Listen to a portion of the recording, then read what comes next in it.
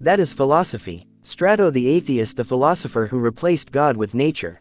There was once a man who looked at the universe and saw no gods behind it. He saw motion without divine hands. He saw life without divine breath. He saw order without divine command. That man was Strato of Lampsacus. Strato believed that nature explains everything. Not gods, not miracles, not supernatural forces. He taught that the universe runs on physical laws. That every event has a natural cause.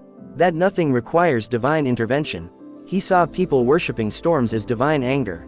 He saw people calling disease a punishment. He saw people turning ignorance into faith. Strato believed that miracles are impossible. That nothing breaks the laws of nature. That nothing comes from divine power. That everything follows cause and effect. He taught that blind belief blocks understanding.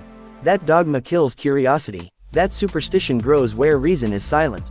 He believed that humans create gods to explain what they do not understand. That fear becomes faith. That confusion becomes worship. He believed that when knowledge grows, the gods disappear. Strato wanted humans to rise above superstition, to rise above fear, to rise above inherited illusions. He believed that awareness begins when you ask, what is the natural cause?